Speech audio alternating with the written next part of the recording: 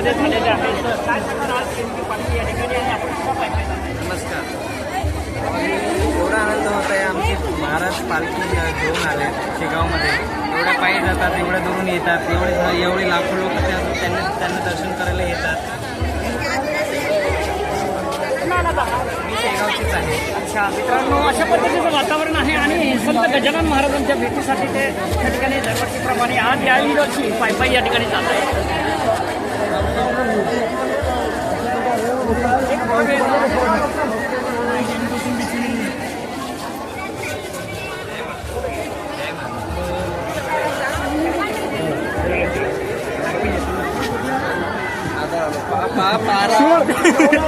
आज खूप आनंद होतोय मला.